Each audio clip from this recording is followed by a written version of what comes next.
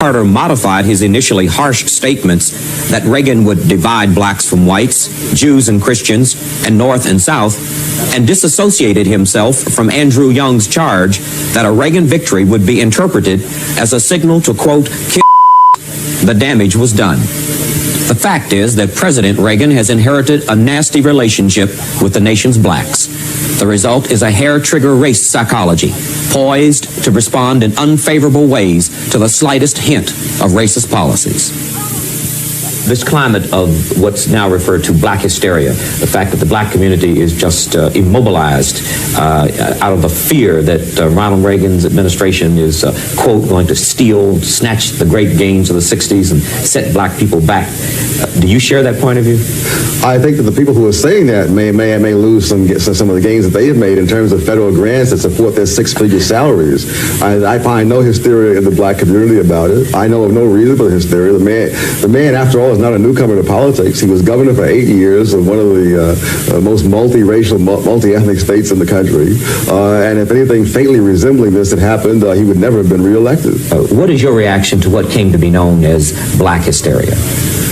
Well, I think one thing, it's of course totally at odds with Ronald Reagan's record prior to becoming president, and I think now that he is president, already we have seen what his approach is, that he feels personally that he is president of all the people, and that he is very responsive both to the needs and the concerns of black people along with others. I guess what does disturb me, not from the standpoint of this administration as much as from society in general, is that I think there are those people who are fomenting black hysteria in order to preserve their own positions in their communities and their own positions of so-called leadership. How will you decide which black leaders you're going to deal with, and how do you determine who a black leader is? Well, you know, this is one of the problems, and I think it's one of the things that a conference that was held last month in San Francisco illustrated very well, and that is the idea that, like any society or any portion of society, there is no monolithic black community that can be represented by one or even any group of leaders. We're talking about Ronald Reagan really talking to black people, leaders in the black community certainly, but no one of them or even any group of them being able to speak for black people as a whole. And I think that's one of the things he recognizes very clearly.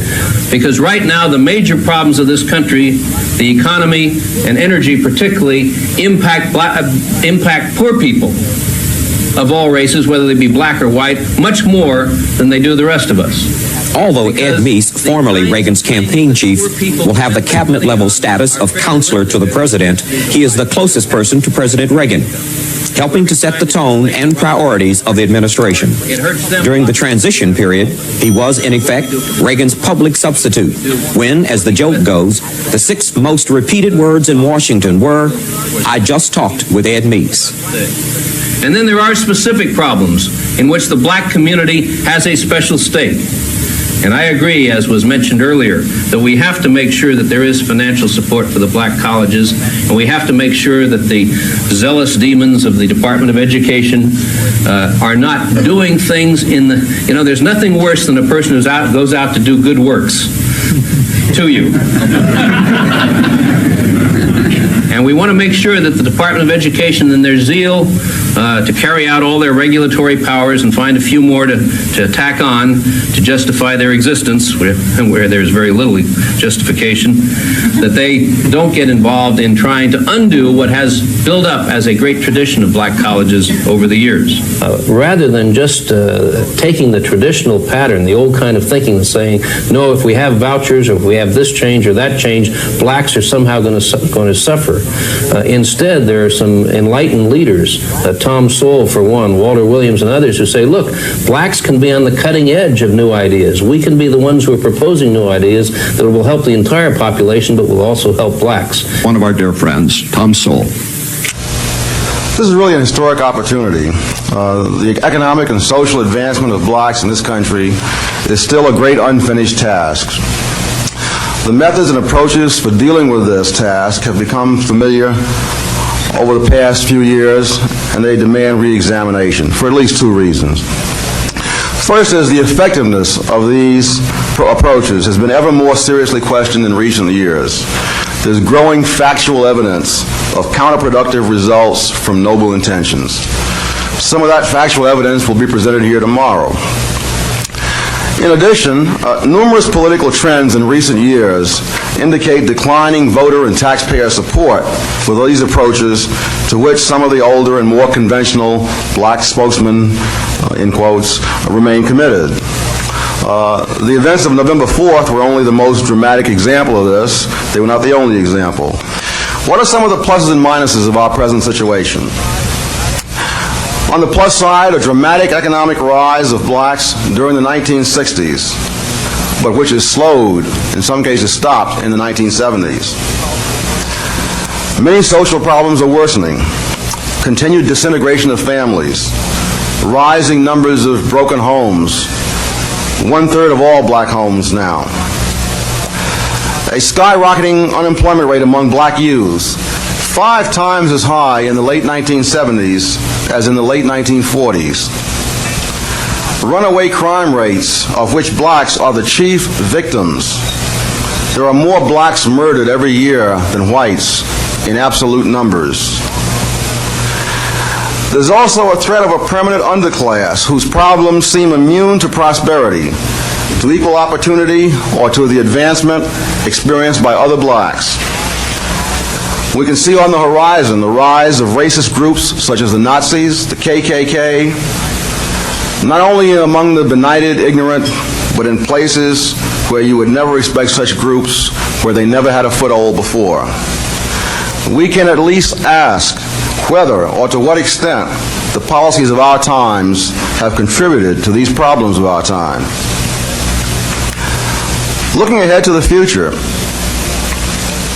one of the things that we need to focus on are facts about results, not rhetoric about intentions. We need to look not at the noble preambles of legislation, but at the incentives created in that legislation. Very often legislation intended to help the disadvantaged, in fact, pay people to stay disadvantaged, penalize them to the extent that they make an effort to rise from disadvantage. One of the problems in dealing with the politics of poverty and the programs for the disadvantaged in general, and blacks in particular, is that vast empires can be built on these programs. That these programs definitely prevent poverty among bureaucrats, economists, statisticians, and many others. I think that what this betrays is a sense, a sort of proprietary conception of blacks, somewhat at variance with the spirit of the 13th Amendment. I think that if insofar as we're going to enlist the intelligence, the desires, and the commitments of blacks themselves, we have to do so by offering more choice in more areas, to let them decide what is best for themselves and not to turn that job over to academics and government officials. Thank you.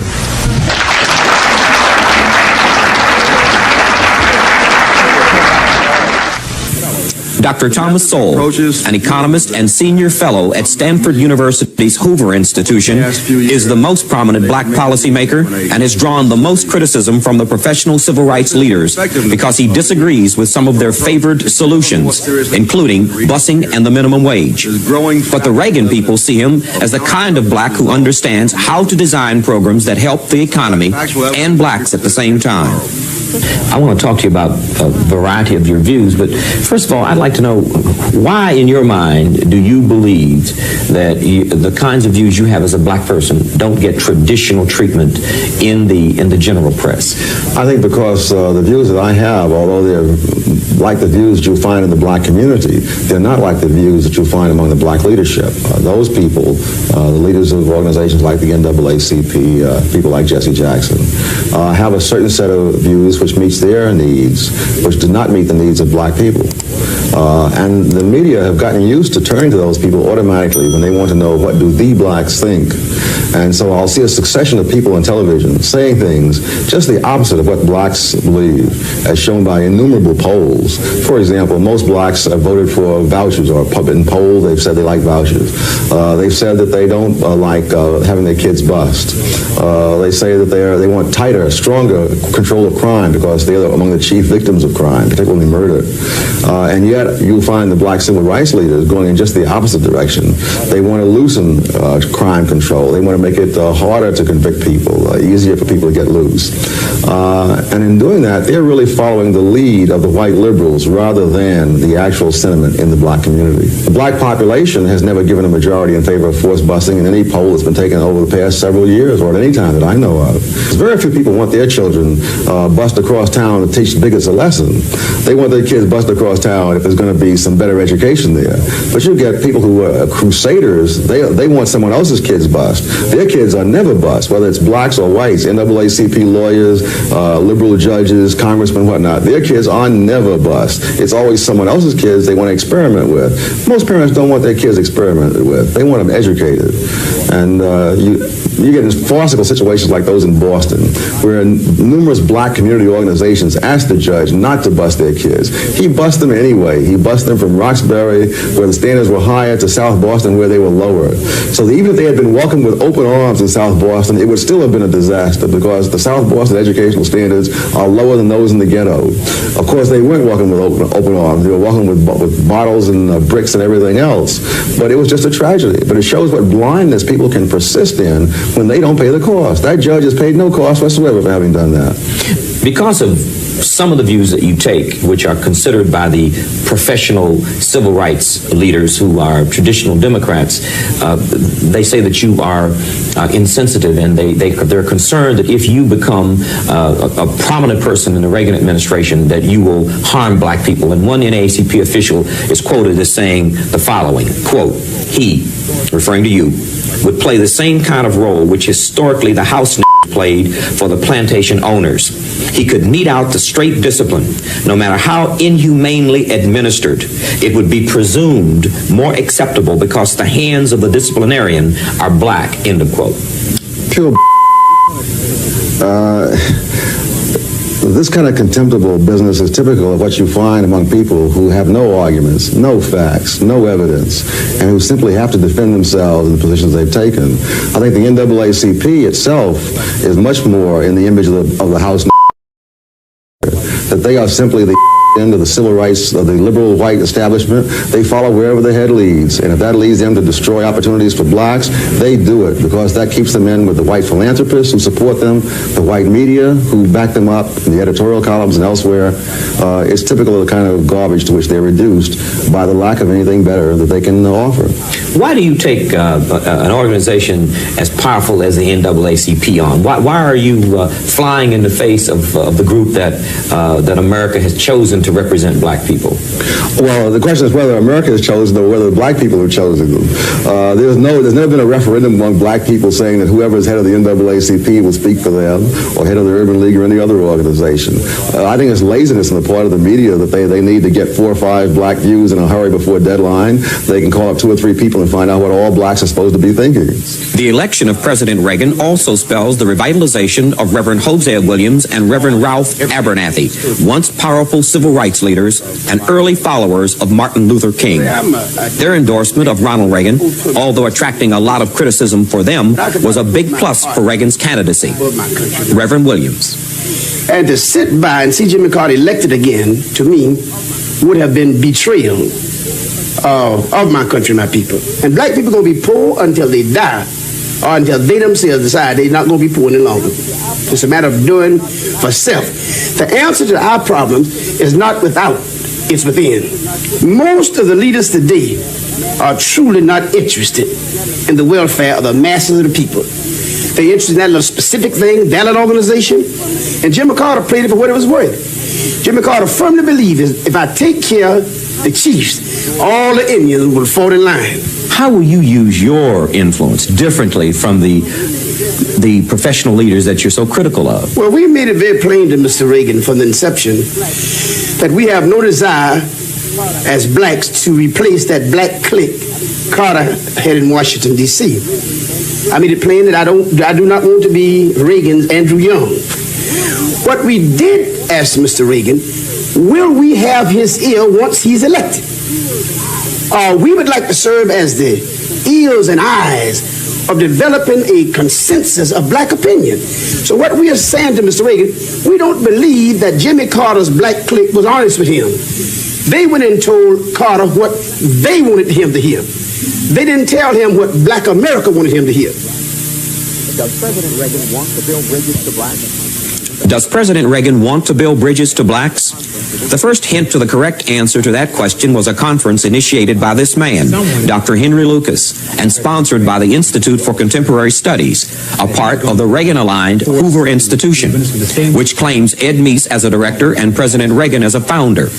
Dr. Lucas was appointed president of the California State Board of Dental Examiners by Reagan when he was governor. When we conceived this conference, we conceived it with the idea that if someone did not give President-elect Reagan some other alternative, that he was going to be forced to do business with the same old crowd, and that would have been disastrous.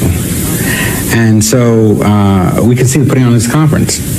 This conference has exceeded my wildest imaginations. There are many of us out there who want to re-examine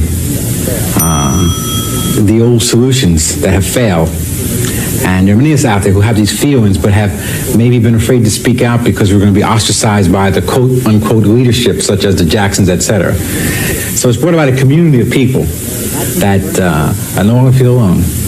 And that's going to be very important in what happened not only in America, but in black America in terms of our coming together from within to solve our problems. No one admitted or denied the fact that the conference was the Reagan administration's early attempt to get in touch with the kind of black thinking that will create policy. A growing number of blacks, not just black Republicans, are questioning the white liberal and civil rights orthodoxy customarily associated with minorities. Judging from the initiatives of the Reagan administration, some of these blacks will help reshape the role of government on minority issues. And we hope that how we act will benefit black Americans. Reagan's interest in the results of the conference was reflected in the fact that he sent his top aide. In his formal remarks before the conference on black leadership and alternatives, Meese compared an earlier meeting with the old-line civil rights leaders and those blacks at the San Francisco conference.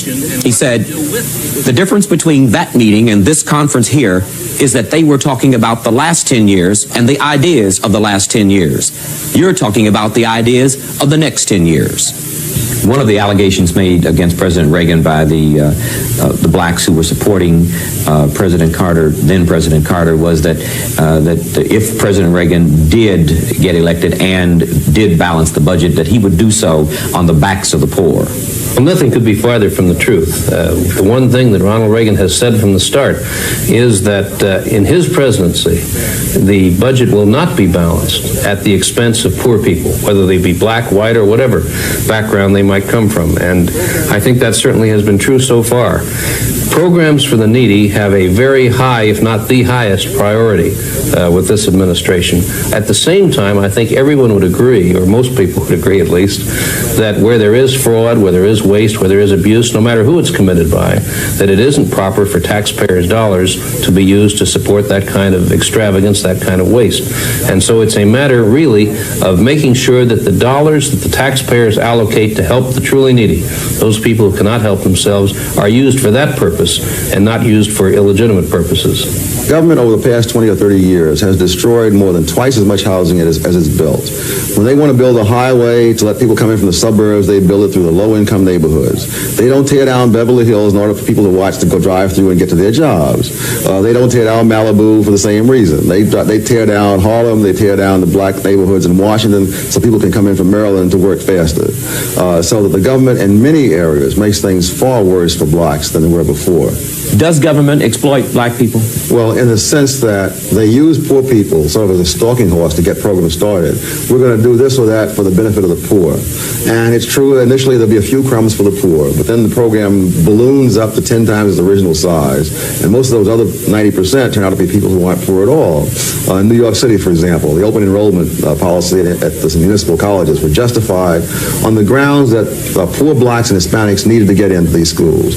And under that grounds, they opened up the colleges without regard to qualifications. The net result was a few blacks and Hispanics got in, and an enormous number of people who were neither black nor Hispanic nor poor were able to pull out of NYU, where they were paying some very high tuition, out of Long Island University, which had to close down a whole campus because of the withdrawals, and they enrolled at the taxpayers' expense in the municipal colleges. This game has been played many times with many programs, but this is for the poor. When it's all over, someone else has got the money. One of the traditional civil rights leaders, I think the head of the NAACP, after a meeting with a group of other blacks and President Reagan, said that President Reagan said that he would defend civil rights, quote, even at the edge of the bayonet or something to that effect. Right. Is that an accurate statement, and what do you feel the president had in mind when he said that? Well, I was there at the meeting, and he said that he would defend civil rights to the point of a bayonet if necessary. And what he was saying is that the law enforcement and, in effect, the power of government should be used to protect the civil rights of any individual against those who would encroach upon those civil rights. Let me say this about Ronald Reagan. He has a record of opposing prejudice and bigotry that goes all the way back to his boyhood, through college, through his work in sports, as a sports broadcaster, and in the movies, and obviously since that time as he entered political life. And so there's no doubt in my mind that he will probably be one of the most active defenders of civil rights as a president of anyone we've ever had.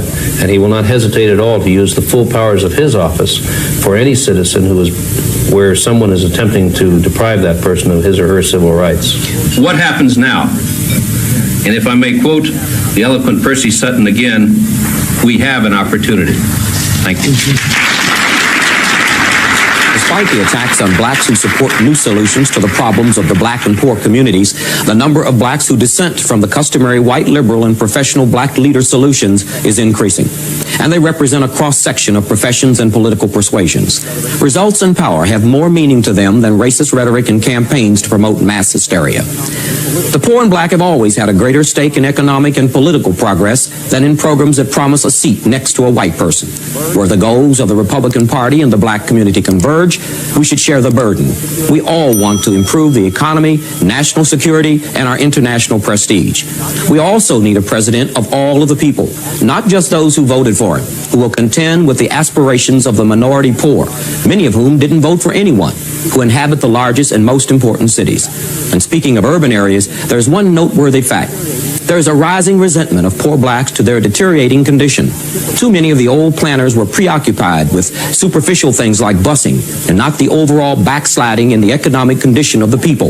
There's also a kind of intellectual fascism loose in the black community.